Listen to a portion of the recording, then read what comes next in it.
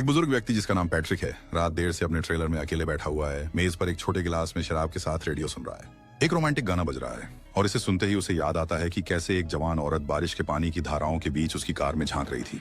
Trailer के बाहर गरज के साथ तेज बारिश शुरू हो जाती है, जो उसके दिमाग में चल रहे दृश्य को प्रतिबिंबित करती है।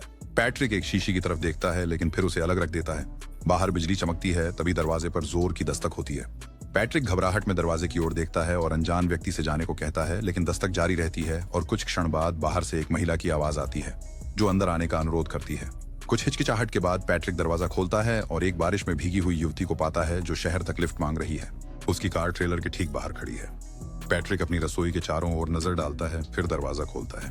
महिला भीगी हुई और कांपती हुई अंदर कदम रखती है, लेकिन पैट्रिक द्वारा पेश किया गया तौलिया लेने से मना करती है। कहती है कि उसे बस शहर तक पहुंचना है। पैट्रिक पूछता है कि वह इतनी देर रात यहाँ कैसे पहुंची, लेकिन वह सिर्फ इतना बता सकती है कि वह भागी थी। पैट्रिक उसे बताता है कि उसकी कार खराब है और वह मदद नहीं कर सकता। इस समय बसें भी नहीं चलती हैं। वो दरवाजा जल्दी न खोलने के लिए माफी मांगता है, समझाते हुए कि स्थानीय बच्चे अक्सर मजाक करते हैं। दरवाजा खटखटाकर भाग जाते हैं। महिला उसके टेबल पर रखा गिलास देखती है। पैट्रिक उसे सुझाव देता है कि वह अपना गीला स्वेटर उतार दे ताकि वह सूख सके। महिला जोर देती है कि वह लंबे समय तक नहीं रुकेगी और फोन का उपयोग करने का अनुरोध करती है। पैट्रिक उसके अनुरोध को सुन नहीं पा रहा है, बल्कि उसके इस दावे पर आश्चर्य व्यक्त करता है कि वह समुद्र तट पर तैर रही थी। वह उसके नंगे मिट्टी से सने पैरों को देखता है, हैरान होकर। समुद्र तट यहाँ से दूर है। वह उसे बैठने के लिए आमंत्रित करता है, क्योंकि उसे स्पष्ट रूप से आराम की आवश्यकता है। हिचकिचाते हुए महिला बैठ जाती है और पैट्रिक उसे चाय ऑफर करता है। वह फिर से मना करती है, कहती है कि वह सिगरेट को पसंद करती है, लेकिन पैट्रिक के पास कोई नहीं है। पैट्रिक उसके सामने चाय का एक कप रखता है। वह एक बार फिर से टैक्सी बुलाने की बात करती है, कहती है कि वह पास के ही रह रही है, लेकिन इस मौसम में चलना नहीं चाहती। पैट्रिक जल्दी से अंदाजा लगा लेता है कि वह स्थानीय नहीं है। तैराकी का मौसम काफी पहले खत्म हो गया था और इस तरह के तूफान केवल गर्मियों में ही आते हैं। पैट्रिक उसे शराब देने की पेशकश करता है, लेकिन वह फोन की अपनी मांग पर अड़ी रहती है। वह उसे कुछ सिक्के देता है, बताते हुए कि उसके पास मोबाइल नहीं है, उसे सार्वजनिक फोन का उपयोग करना होगा। हालांकि इसे पहुंचना कठिन है, क्योंकि यह पार्क के गेट्स के परे है, जो रात में बंद रहते हैं। वह जोड़ता है कि स्थानीय लोग विचित्र हैं, डर से भरे हुए, ठीक उसकी तरह। वो महिला उसकी मदद के लिए धन्यवाद करती है और जाने को तैयार होती है, ताकि उसे और परेशान न करे। लेकिन पैट्रिक संकेत करता है कि उसे पार्क के फिर से खुलने का इंतजार करना होगा। अनिच्छा से वो मान जाती है कि वह रुकेगी और अपने कपड़ों के सूखने का इंतजार करेगी। जैसे ही वह खड़ी होती है, वह कमरे का निरीक्षण करना शुरू कर देती है। सवाल पूछती है, जिनका पैट्रिक ध्यानपूर्वक उत्तर देता है। वो बताता है कि वह समुद्र तट के पास बड़ा हुआ और अपने 20वें दशक में शहर चला गया। इधर उधर घूमते हुए उसे एक दराज पर कुछ स्त्री साज सज्जा के सामान मिलते हैं। वह एक छोटी घड़ी देखती है और मानती है कि वह भी बेरोजगार है, हमेशा दुर्भाग्यशाली, कुछ ऐसा जो उनके बीच आम है। लेकिन पैट्रिक असहमत है। वे बताते हैं कि वह एक इलेक्ट्रिशियन के रूप में काम करते थे, जब तक कि एक चौंकाने वाली दुर्घटना ने, जिसमें एक लाइट सॉकेट शामिल था, उन्हें काम छोड़ने पर मजबूर कर दिया। ऐसे गहन अनुभव के बाद रूटीन काम का आकर्षण खो गया। वह सोचता है कि लोग खतरे की लालसा करते हैं, स्काई डाइविंग जैसे जोखिम भरे कामों के माध्यम से रोमांच की तलाश करते हैं। इस बीच महिला एक ताले वाला लॉकेट उठाती है। पैट्रिक मानव स्वभाव के खतरे की ओर आकर्षण पर विचार करता रहता है और फिर पूछता है कि वह कहाँ ठहरी हुई है। महिला अस्पष्ट उत्तर देती है, जिससे पैट्रिक को शक होता है। वह यह भी दावा करती है कि वह पहले कभी यहाँ नहीं आई है। हालांकि पैट्रिक को उसका चेहरा अजीब तरह से परिचित लगता है। वह उससे लॉकेट लेता है और कहता है कि वह शॉवर ले ले ताकि गर्म हो सके, क्योंकि उसने देखा कि वह कांप रही है। आखिरकार वह सहमत हो जाती है और बाथरूम की ओर जाती है। बंद दरवाजे के पीछे वह अभी भी पैट्रिक से सावधान है और आईने में खुद को देखती है, एक बाली। अचानक वह देखती है कि उसके शरीर पर बहता पानी गंदला हो गया है, खून की धारियों के साथ मिलकर नाली में बह रहा है। घबराकर वह पैट्रिक को दरवाजा खटखटाते हुए सुनती है, जो उसे तौलिया ला रहा है। पानी साफ हो जाता है और जब वह शॉवर के पर्दे के पीछे से झांकती है, तो दरवाजे पर टंगा हुआ तौलिया देखती है। आईने में वापस देखकर उसका माथा साफ दिखता है, चोट का कोई निशान नहीं है।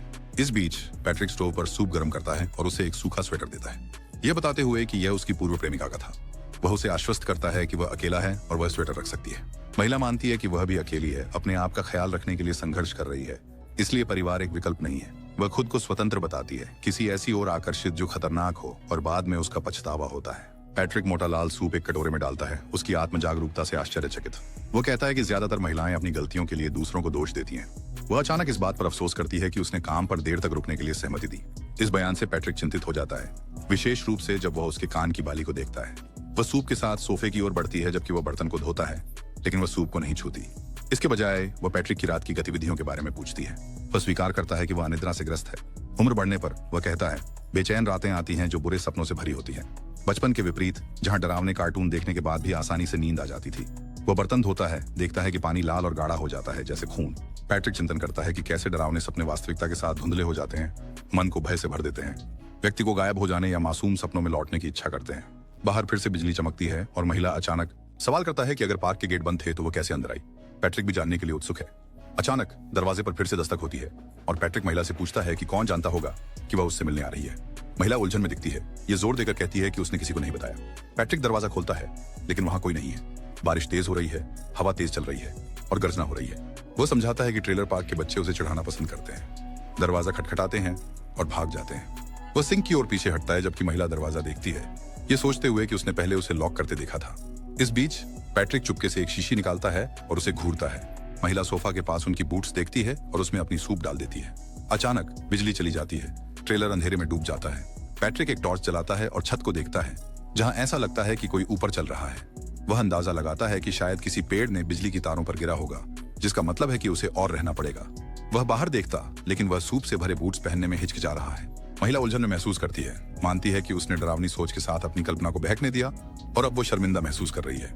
पैट्रिक उसे आश्वस्त करता है, जोर देते हुए कि वह जब चाहे जा सकती है। पैट्रिक सर्किट ब्रेकर की जांच करने जाता है और महिला रास्ते को रोशन करने के लिए फ्लैशलाइट का उपयोग करते हुए उसका पीछा करती है। पैट्रिक रिले बॉक्स खोलता है और बिजली गुल होने पर अपने पिता से डरने की बचपन की कहानी साझा करता है। महिला एक टूल बॉक्स की ओर देखती है और अचानक एक हथौड़े पर खून देखती है, लेकिन जब वह उस पर सीधे रोशनी डालती है तो हथौड़ा सूखा और साफ दिखाई देता है। फिर वह पैट्रिक की पीठ पर खून बहते खरोंच देखती है और उन्हें ठीक करने के लिए प्राथमिक चिकित्सा सामग्री लाने की पेशकश करती है। बाथरूम में वह अलमारी के अंदर खोजती है और महिलाओं की अन्य चीजों के बीच एक शीशी में अपनी दूसरी बालियां पाती है। डरी हुई वह झुमके को वापस लगाने की कोशिश करती है, लेकिन उसे गलती से नाली में गिरा देती है। उसे शॉवर पर्दे के पीछे किसी के होने का आभास होता है। डर के मारे वह उसे खींचती है, लेकिन पाती है कि टब खाली है। इस बीच पैट्रिक बारिश से भीगी कार की एक और याद में खो जाता है। महिला बाथरूम से लौटती है और कहती है कि वह जा रही है। पैट्रिक उसे रोकने की कोशिश करता है, उसे तूफान के शांत होने तक रुकने का सुझाव देता है और उसे ताश खेलने के लिए आमंत्रित करता है। वह स्वीकार करता है कि उसे केवल एक ही खेल पता है। मुझे शक है। हालांकि महिला उससे मांग करती है कि वह बताए कि उसके पास उसकी बालियां क्यों हैं। पैट्रिक नाराज होकर उसे वहां जासूसी करने का आरोप लगाता है जहां उसे नहीं करना चाहिए था। वह महिला जोर देकर कहती है कि वह यह समझने की कोशिश कर रही थी कि क्या हो रहा है और अब दृढ़ता से कहती है कि वह जा रही है। वह घर जाने के लिए चाबी मांगती है। पैट्रिक हैरान होकर पूछता है कि उसे इतना डरा दिया, उसने क्या गलत किया। उसने उसे अंदर आने दिया, उसे गर्मी दी और उसे पेय पेश किए। फिर भी वह उसे आरोपों के साथ चुका रही है। वह दुखी होकर कहता है कि महिलाएं हमेशा ऐसा करती हैं, उसकी जिंदगी में दाखिल होती हैं और फिर उसे तोड़ देती हैं। वह यहाँ क्या कर रही है। महिला चिल्लाने लगती है, चाबी की मांग करती है, लेकिन पैट्रिक शांतिपूर्वक कहता है कि दरवाजा बंद नहीं है। वह दरवाजा खोलने की कोशिश करती है और पाती है कि यह वाकई खुला है। अपनी बेबुनियाद नाराजगी से शर्मिंदा होकर वह रहने का निर्णय लेती है। पैट्रिक कार्ड खेलते हैं, मजाक में कहते हैं कि अगर वह चाहें तो उनके जूते में शराब डाल सकती है। उस रात पहली बार महिला मुस्कुराती है। पैट्रिक एक बार फिर सोचते हैं कि उन्होंने उसे पहले कहां देखा होगा। महिला अनुमान लगाती है कि जैसे जैसे लोग बूढ़े होते हैं वे सभी महिलाएं जिन्हें उन्होंने जाना है एक जैसी दिखने लगती हैं, उनके संघर्षों में समान कुछ न कुछ से भागती हुई। जैसे ही वे खेलते हैं, पैट्रिक अपने पड़ोसियों की हास्यास्पद कहानियां साझा करता है जो पार्क के प्रवेश द्वार के पास रहते हैं। इसके बाद वह स्वीकार करती है कि वह वास्तविकता और अपनी कमियों से छिप रही थी। वह स्वीकार करती है कि वह तूफान से पहले एक बार में शराब पी रही थी। पैट्रिक को याद आता है कि उसने बीच का उल्लेख किया था, लेकिन खेल की भावना में वह कहता है कि वह उसे नहीं मानता। फिर वह स्वीकार करता है कि उसने स्वेटर के बारे में झूठ बोला। वह बताते हैं कि वह अपनी दिवंगत पत्नी से एक गैस स्टेशन पर मिले जहां उसने उनसे एक बैग चिप्स खरीदने के लिए कहा। पहले तो उन्होंने सोचा कि वह बेघर है, लेकिन वह अच्छे कपड़े पहने और खूबसूरती से साफ बालों के साथ थी। उन्होंने उसे चिप्स खरीद कर दिए और वे अंदर बैठकर साथ में चिप्स खाने लगे। बाद में उसकी अधिक मात्रा में लेने से मौत हो गई। सच में लंबे समय से कोई उसके घर में नहीं आया था। वह खुश है कि वह यहाँ है, कहता है कि उसकी उपस्थिति से उसे बेहतर महसूस होता है। उसने उसे गिलास में और डाला, लेकिन जैसे ही वह उसे होठों पर उठाती है उसे रिम पर एक लिपस्टिक के निशान दिखाई देते हैं, जिससे उसकी शंकाएं फिर से जाग उठती हैं। तूफान तेज हो जाता है और पैट्रिक बाहर चला जाता है। अचानक महिला को फोन के वाइब्रेट होने की आवाज सुनाई देती है।